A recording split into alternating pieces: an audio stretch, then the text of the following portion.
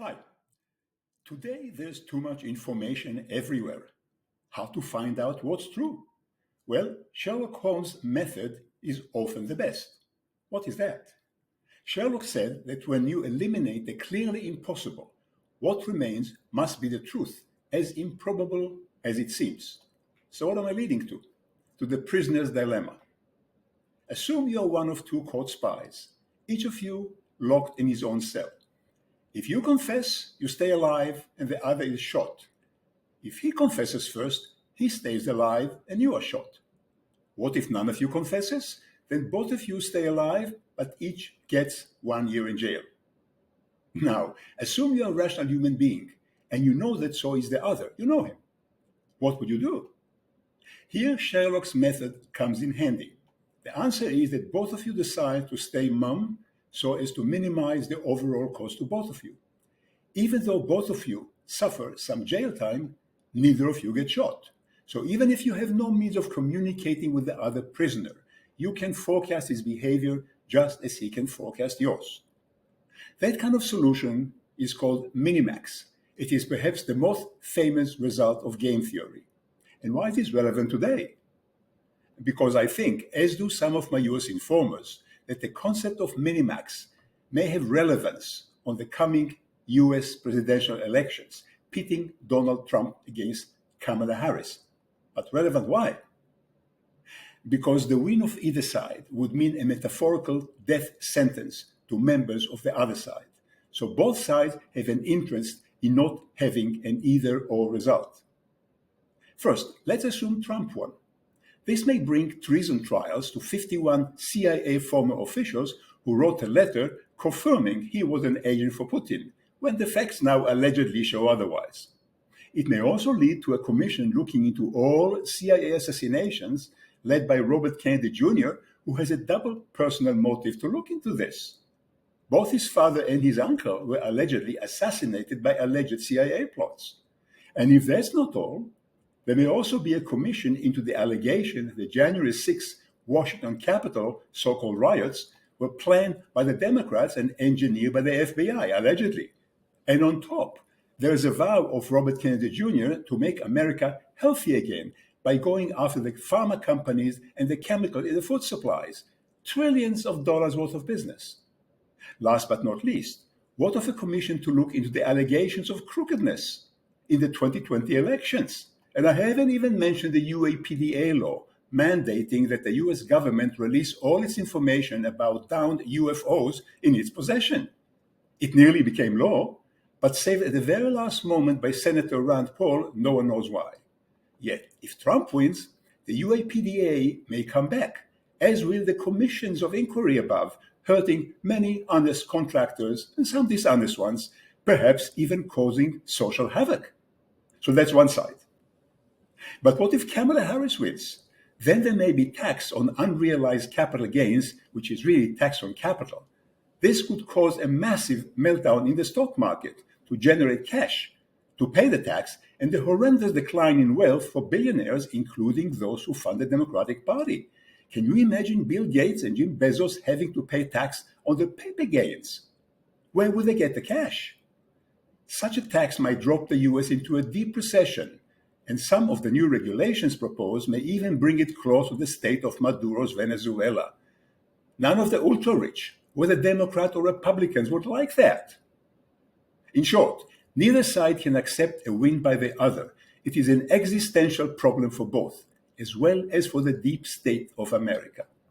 In other words, it's a classical prisoner's dilemma on the political side, where neither side can risk the possibility of the election happening. But how to prevent it?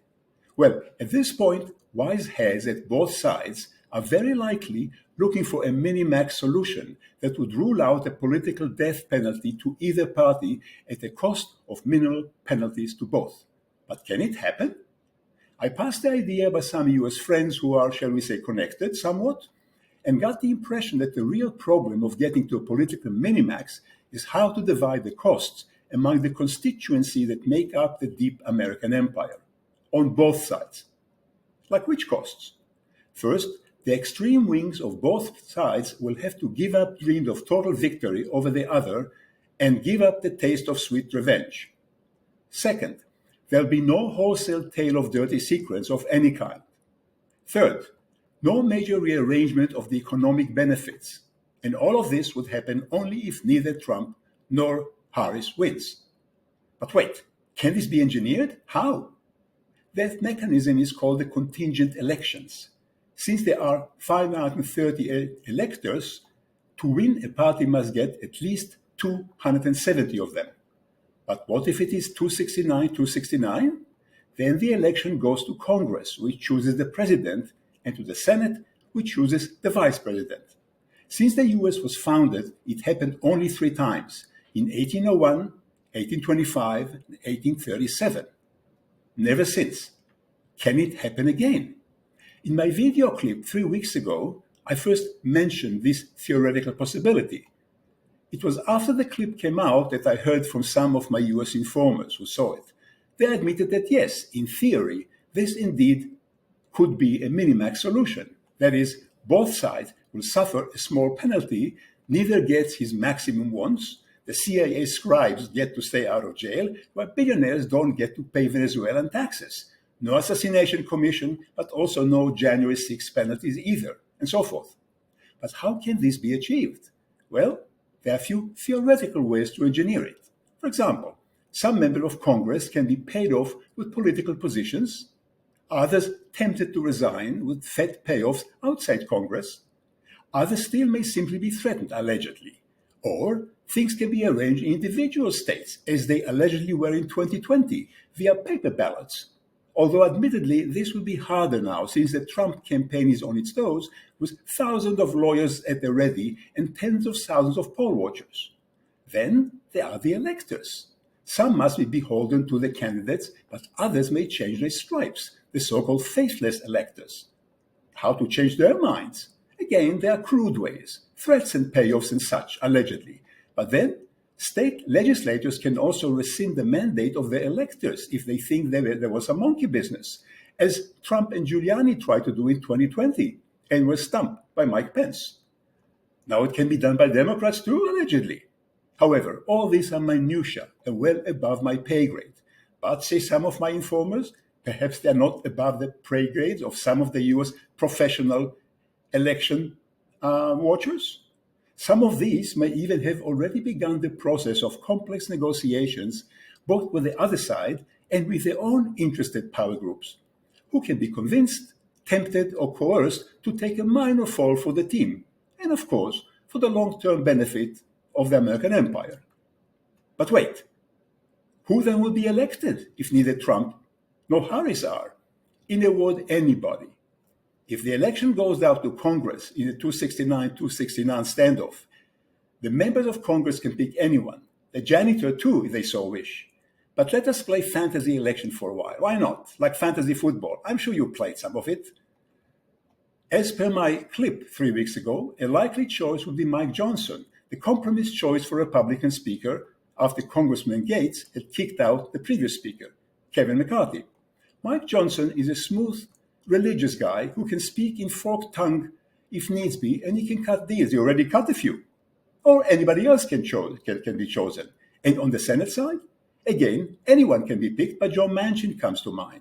He's a Democrat that went independent. He too may be acceptable to both sides.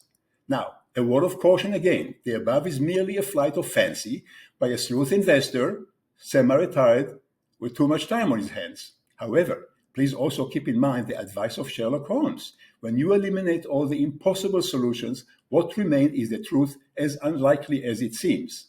And here, the win of either Trump or Harris is plainly impossible from the point of view of the other. So there's a huge incentive for the American empire to negotiate with itself in secret for a compromise, allegedly. Of course, I could be entirely wrong, and it could be either a win by Trump or by Harris. But if it is 269, the market will probably sigh with relief and zoom higher longer, peaking next year, not this one. And yes, my target on the S&P is a sneak above 7,000 as before, which, of course, I can also be wrong about. So you better cultivate your own informers and keep track of who has been right and who wasn't, so you can make up your own mind about what's coming. That's all for now. Please let me know in a comment below what you think of the above. And if you like it, subscribe to the channel and forward to all your subscribers and friends who they subscribe to. And buy my books, The Sleuth Investor and The Advanced Sleuth Investor, so you can learn the methods I use to try and take the money of all those in the market players who haven't read my books. I'll see you next time. And meantime, thank you very much for watching.